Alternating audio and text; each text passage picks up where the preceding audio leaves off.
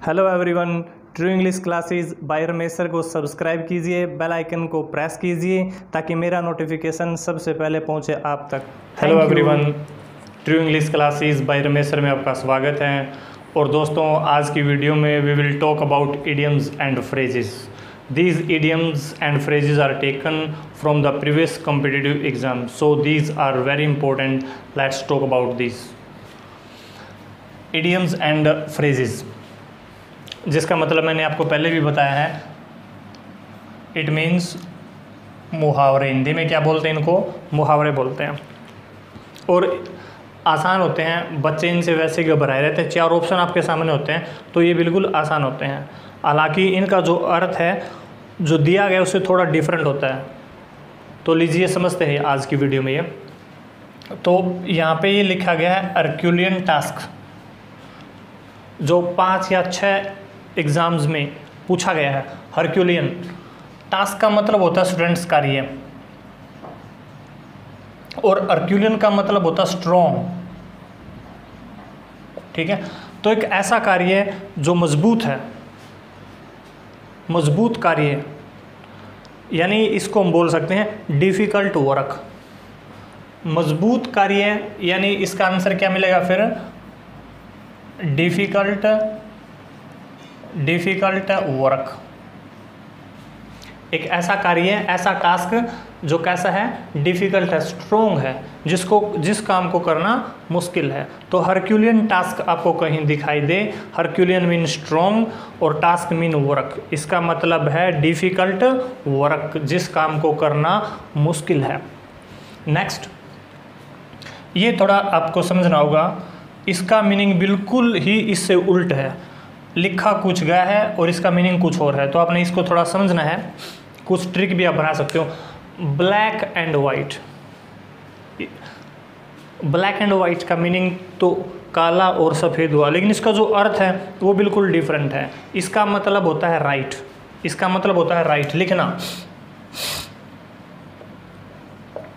Right याद आप किस तरह रख सकते हैं? याद रख सकते हो, हमें राइट करने के लिए, कोई भी राइट करने के लिए कभी एक ब्लैक पेज को लेता है, कभी एक वाइट पेज को लेता है। तो हमने ये याद रखना है black and white. In black and white का मतलब होता है राइट, राइटिंग मतलब लिखना।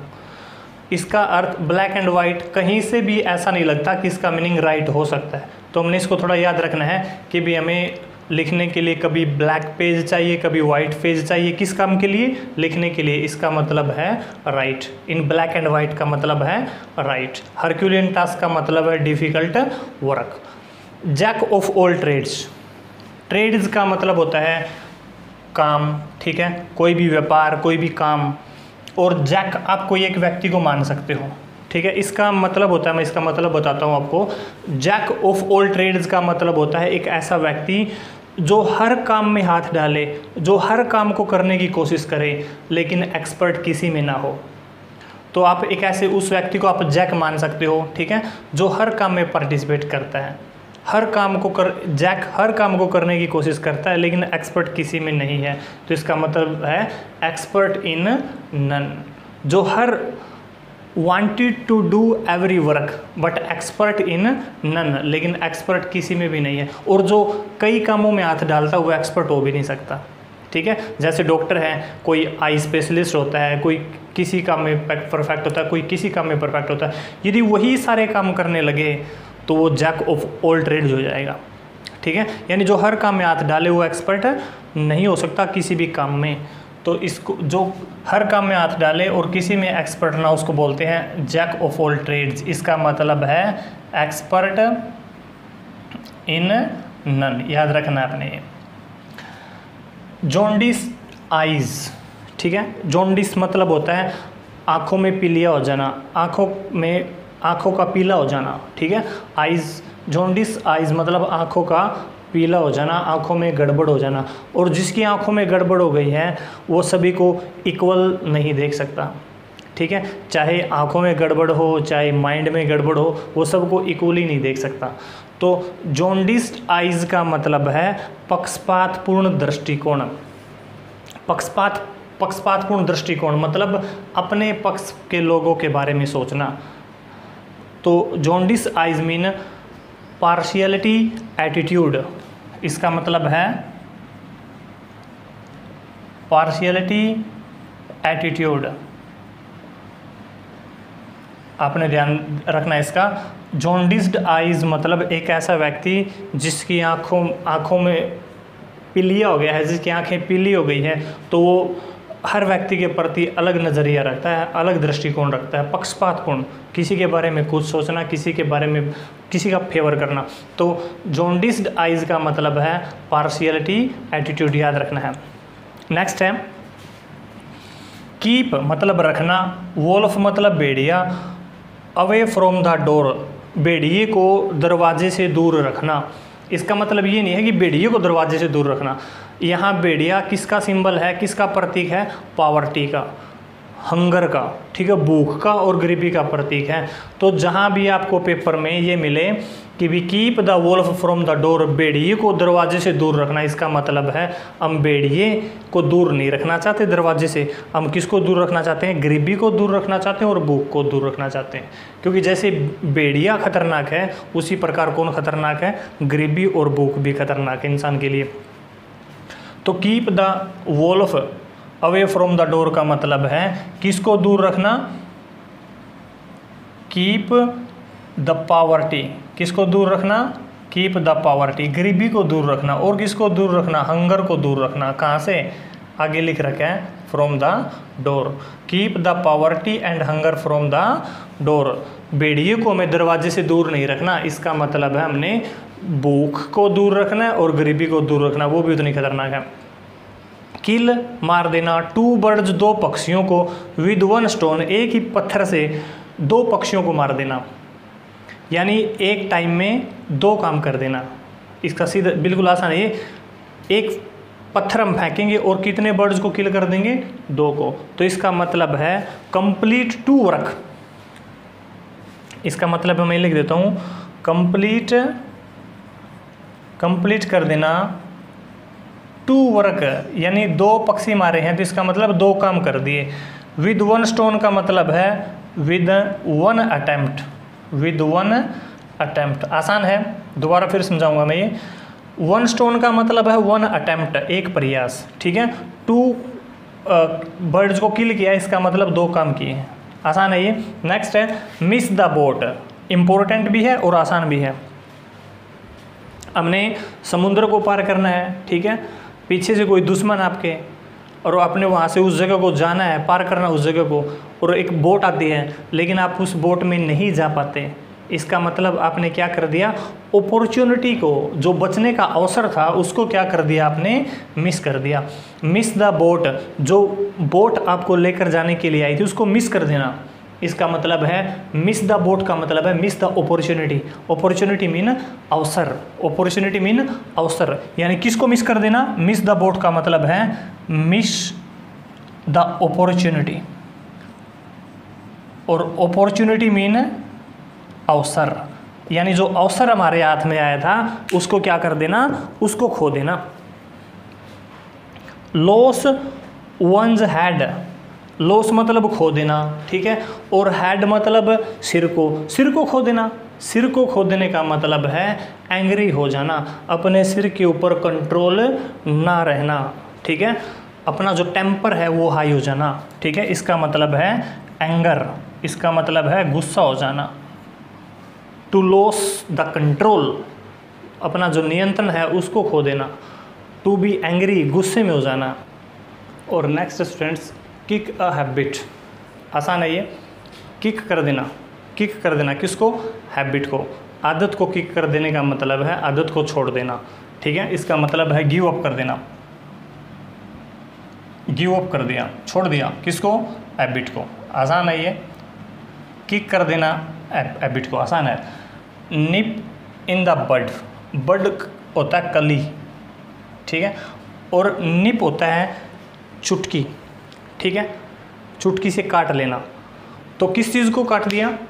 बड को, कली को। कली जब खिलना शुरू हुई स्टार्टिंग में, वहीं से उसको चुटकी से काट दिया, स्टार्टिंग में ही। इसका मतलब है जब भी कोई अपना दुश्मन है वो सिर उठाने की कोशिश करे उसको वहीं कुचल देना, ठीक है। डिस्ट्रॉय कर देना किसी कहाँ, स्टार्टिंग में ही किसी चीज़ को डिस्ट्रॉय कर देना क्या कहलाता है, निप इन द बड। जब दुश्मन पनपने की कोशिश करे, ठीक है, जब वो स्टार्टिंग में है तभी उसको किल कर देना, तभी उसको डिस्ट्रॉय कर देना is called nip in the bud. Midas touch, Midas का मतलब होता है जादुई, जादुई, और टच मतलब छूना, जादुई तरीके से छूना किसी को। इसका मतलब है जिस चीज़ को टच करो, ठीक है, उसी में प्रोग्रेस मिलना, मिडास टच, ठीक है। सचिन तेंदुलकर हैं, किसी चीज़ की एडवर्टाइजमेंट करो वही चीज़ फेमस हो जाएगी, that is called Midas touch. तो इसका मतलब है succeed, success in every project, success in every project. कोई भी काम हम स्टार्ट करें उसी में सफलता मिल जाए उस व्यक्ति को, तो उस व्यक्ति को हम बोलेंगे Midas touch. Bye fits and starts, कोई भी चीज़ हम कमाएं, कोई भी काम हम करें और वो हम करें बाय फिट्स एंड स्टार्ट्स। इसका मतलब है अनियमित तौर पर काम करना, कभी कभी काम करना, रेगुलर काम न करना, उसको बोलते हैं बाय फिट्स एंड स्टार्ट्स। इसका मतलब होता है इरेगुलरली, इसका मतलब है इरेगुलरली, इरेगुलरली अनियमित तौर पर काम करना, आज किया फिर 10 दिन के बाद फिर अगले ही दिन, मतलब एक रेगुलर टाइम पर काम न करना क्या कहलाता है, by fits and starts. To go to dogs, यह आसान है, टू गो टू डॉग्स, कुत्तों के सामने जाना, टू गो टू डॉग्स। इसका मतलब व्यक्ति की कोई वैल्यू नहीं है कि जाओ तुम भाई नरक में जाओ, बाढ़ में जाओ, तुमसे हमारा कोई वास्ता नहीं है। टू गो टू डॉग्स का मतलब है व्यक्ति का बर्बाद हो जाना, ठीक है। To be ruined, RUINED, destroy हो जाना व्यक्ति का, इसका मतलब है जिसकी कोई वैल्यू ना रहे, to go to dogs. To cut a sorry figure, आसान है, to cut a sorry figure. कोई भी काम हम शुरू करें, काम शुरू कर दिया और लास्ट में हमें क्या बोलना पड़े, याद रखना आपने, लास्ट में हमें क्या बोलना पड़े, सॉरी, लास्ट में बोले सॉरी। इसका मतलब जो काम हमने किया था उसका परिणाम कैसा आया, पुअर। काम के लास्ट में जब हमें सॉरी बोलना पड़े इसका मतलब है पुअर रिजल्ट। घर वालों को हम कहें कि इस टाइम तो हमें अबो 90 में लेकर आऊँगा और रिजल्ट आपका बेकार आए, तो लास्ट में हमें to cut a sorry figure, इसका मतलब है लास्ट में सॉरी बोलना, यानी रिजल्ट आपका कैसा आया, पुअर रिजल्ट। याद रखना ये सॉरी तभी हमें बोलना पड़ा क्योंकि रिजल्ट कैसा आया, पुअर। नेक्स्ट है a man of means, man व्यक्ति, मीन मतलब जिसका कोई अर्थ हो, एक ऐसा व्यक्ति जिसका कोई अर्थ है।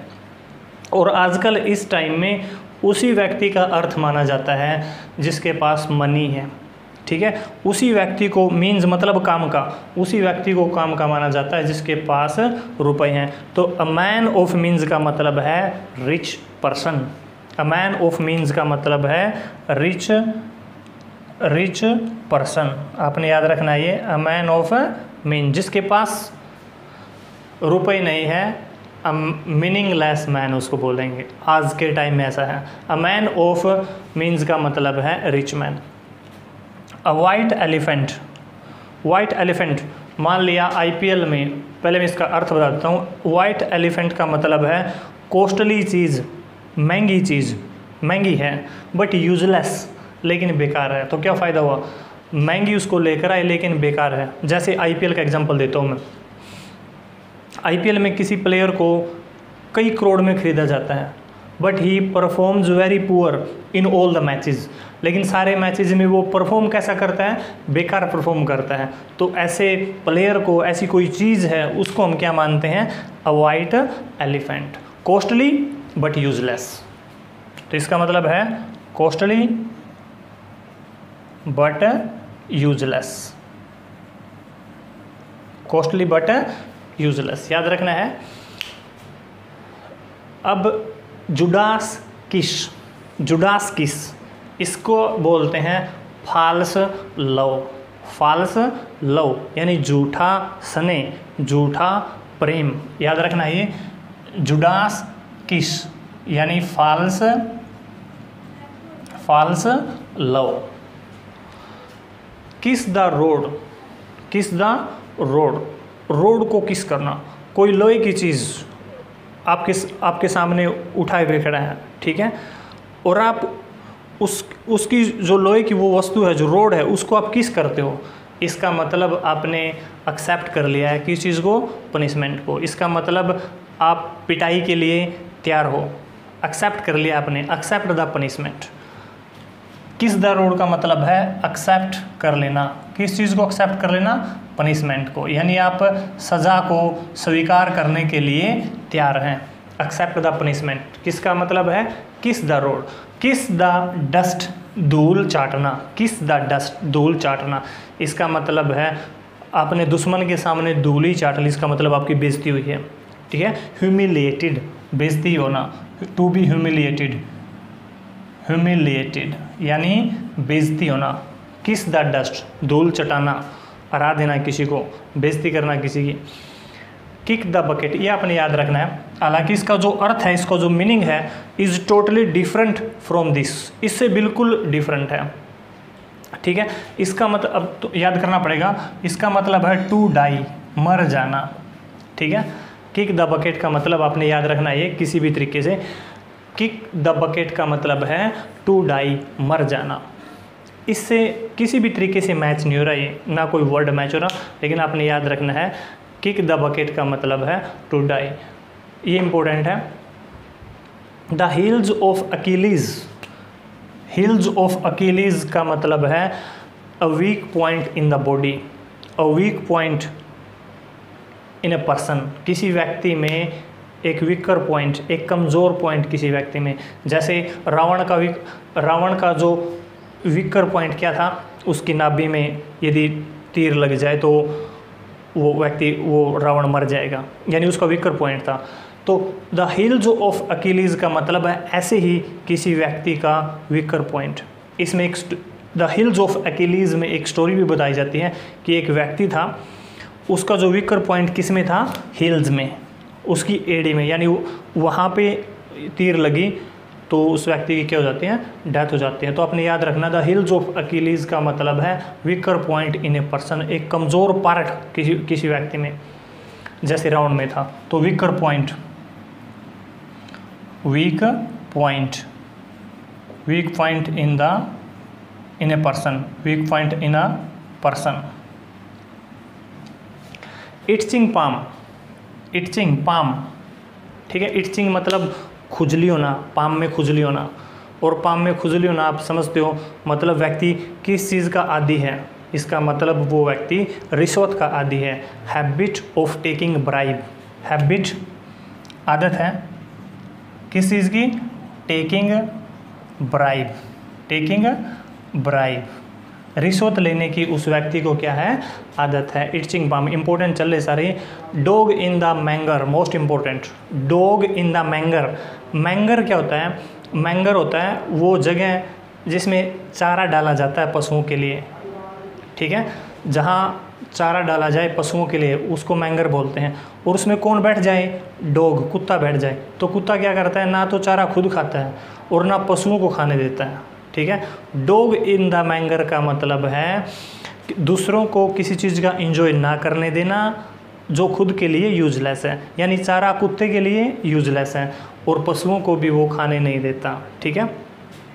तो दूसरों को, डॉग इन द मैंगर यानी दूसरों को क्या रखना, दूर रखना, किस चीज़ से, एंजॉयमेंट से। कीप अवे, कीप अवे दूर रखना, from enjoy, from enjoy, enjoy से दूर रखना।